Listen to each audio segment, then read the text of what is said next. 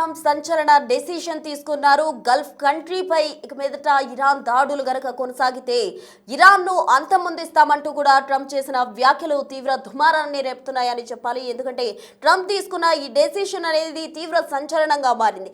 ఇరాన్ను నామరూపాలు లేకుండా గతంలో ఎన్నడూ చూడని విధంగా కూడా ఇరాన్ ధ్వంసం చేస్తానంటూ కూడా ట్రంప్ చెప్తూ ఉన్నారు. అయితే ఎయిర్ బేస్ లేకుండా ఇరాన్ ఏ విధంగా పనిచేస్తుంది, ఎయిర్ కి సంబంధించి ఏవైతే వాళ్ళు యుద్ధాలు చేస్తూ ఉంటారో గగన తలంలో చేసే యుద్ధాలకు సంబంధించి ఇరాన్ దాడి చేస్తామంటూ కూడా ఆయన చెప్తున్నారు. ఎయిర్ ఫోర్స్ లేని దేశం ఏం చేస్తుంది అంటూ కూడా సెటారికల్ గా కూడా ఆయన చేసిన వ్యాఖ్యలు ఇప్పుడు సంచలనంగా మారాయని చెప్పాలి. ప్రస్తుతం యుద్ధం ముగించడానికి సంబంధించి ట్రంప్ ఫోకస్ చేస్తూ ఉన్నారు.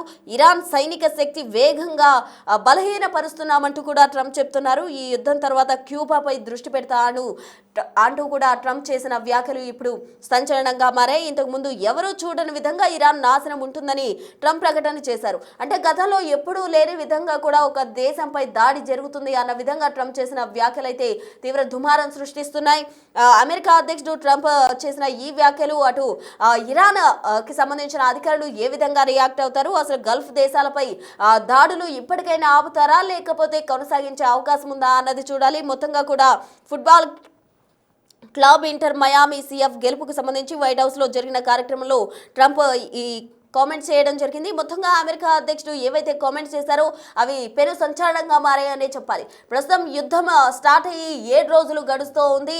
అటు ఇరాన్, ఇజ్రాయెల్ అలాగే అమెరికా మధ్య మొత్తంగా కూడా అమెరికా, ఇజ్రాయెల్ ఒకటిగా కూడా ఇరాన్ పై దాడులు చేసిన క్రమంలో ఇరాన్ కూడా అంతే వేగంగా కూడా ప్రతి దాడులకు దిగుతుంది. మరోవైపు అమెరికాలో యుద్ధానికి సంబంధించిన ఏవైతే ఉన్నాయో అవన్నీ నిల్వలు కూడా తగ్గిపోతున్నాయంటూ కూడా వస్తున్న వార్తలను ట్రంప్ కొట్టేశారు. మరోవైపు పెంటగాన్తో కూడా ఆయన మీటింగ్ అరేంజ్ చేసుకోవడం అనేది తీవ్ర చర్చనీయాంశంగా మారిందనే చెప్పాలి. మరోవైపు ఏదైతే ఇరాన్ పై దాడులు జరుగుతున్నాయో ఇరాన్ కూడా ప్రతి దాడులు లక్ష్యంగా కూడా ఏదైతే సైనిక స్థావరాలే లక్ష్యంగా చేసుకొని, ఎయిర్ బేస్ లక్ష్యంగా చేసుకొని అటు అమెరికాకి సంబంధించిన ఏవైతే గల్ఫ్ కంట్రీస్ లో ఉన్నాయో వాటికి సంబంధించి దాడి చేస్తూ ఉంది ఇరాన్. ఈ నేపథ్యంలో గల్ఫ్ పై ఇకపై దాడులు కనుక కొనసాగితే ఇరాన్ గతంలో చూడని విధంగా కూడా అంతమొందిస్తానంటూ కూడా ట్రంప్ సంచలన వ్యాఖ్యలు చేశారని చెప్పాలి. మొత్తంగా ఇరాన్ సైనిక శక్తి లేకుండా ఏ విధంగా ఏ దేశం పోరాడగలుగుతుంది అంటూ కూడా ట్రంప్ సెటారికల్ గా కూడా మాట్లాడారు. మొత్తంగా ట్రంప్ మాట్లాడిన వ్యాఖ్యలు ఒకసారి చూద్దాం.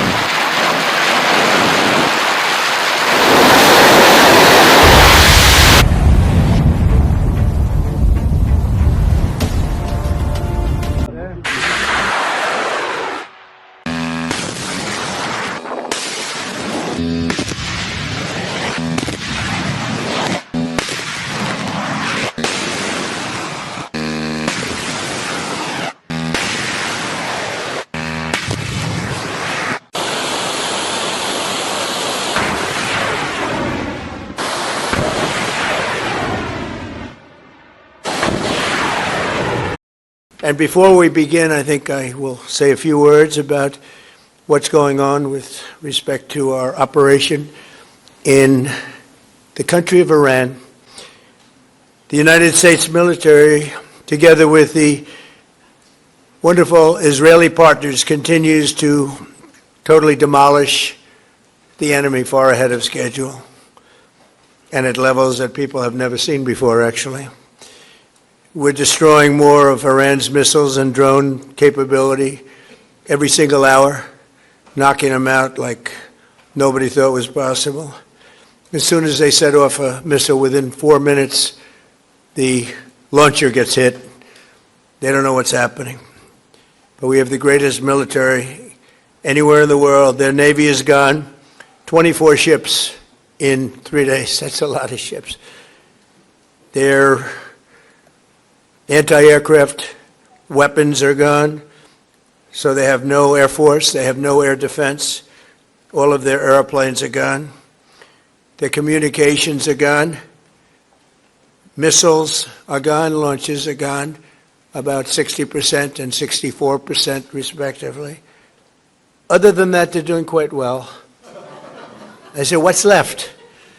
But they're tough, and they want to fight. And they're calling, they're saying, how do we make a deal? I said, you're being a little bit late, and we want to fight now more than they do.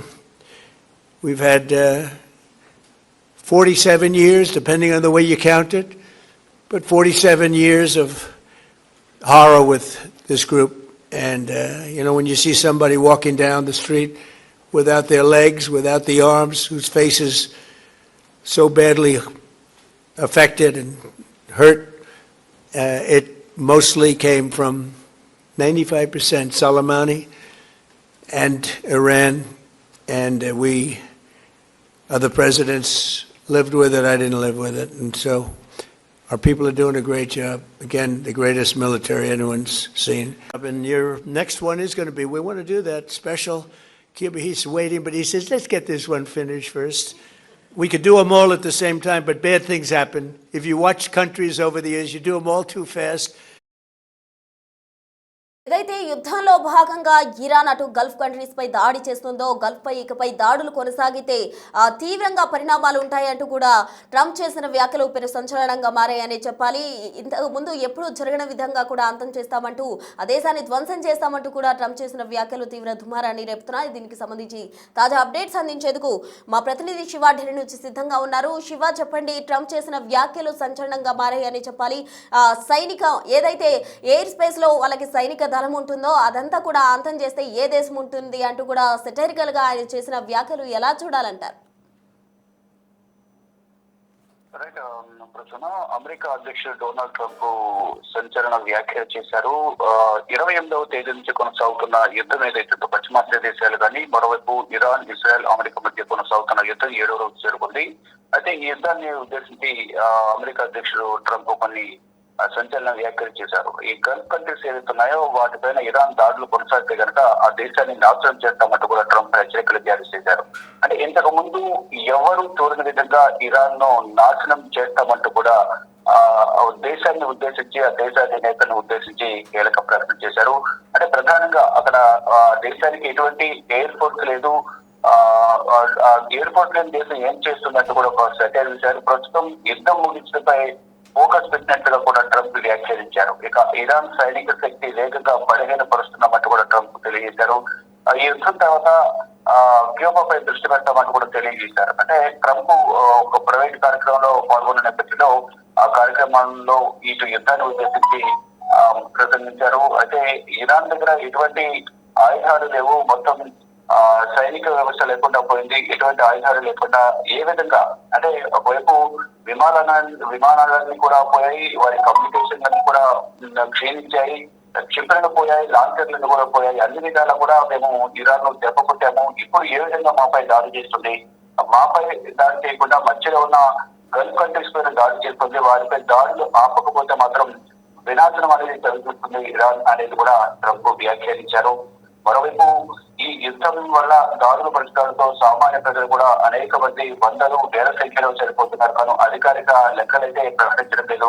కానీ అక్కడున్న శవాల దిబ్బలైతే దర్శించి దానికి సంబంధించి అధికారికంగా సిద్ధాంతున్న మృతదేహాలకు సంబంధించి కానీ ఎటువంటి అధికారిక ప్రకటన వెల్లడించడం లేదు. కానీ 1000, 1500, 700 ఇలా చనిపోయినట్టు కూడా 3 దేశాలు వెల్లడిస్తున్నాయి తప్ప అధికారికంగా ఎక్కడ కూడా ఆస్తి ప్రాణానికి సంబంధించి ఏ ఒక్క దేశం కూడా అధికారికంగా ప్రకటించడం లేదు. అంటే అలా ప్రకటించడం ద్వారా ఇతర దేశాలకు సంబంధించిన ప్రజలందరూ కూడా ఆ ప్రాంతంలో నివసిస్తూ ఉన్నారు కాబట్టి వారందరూ వారి కుటుంబ సభ్యులు ఆందోళన వ్యక్తం చేసే అవకాశం ఉంది. కాబట్టి ఇది వెల్లడించడం లేదని కూడా కొంతమంది భావిస్తూ ఉన్నారు. కానీ మరి ముఖ్యంగా భారతీయులు పశ్చిమాసియా దేశాల్లో దాదాపు 10 కోట్ల మంది వరకు కూడా ఉన్నట్లు తెలుస్తోంది. వారందరినీ కూడా తరలించేందుకు ఏర్పాట్లు చేస్తూ ఉన్నారు. మరోవైపు ఈ ఖతార్ ఎయిర్ బేస్ మీద ఆ ఖతార్ వ్యాప్తంగా కూడా ఇరాన్ దాడులు చేస్తున్న ద్వారా ఖతార్ రాకపోకలను ఖతార్ ఎయిర్వేస్ కూడా నిలిపివేసింది.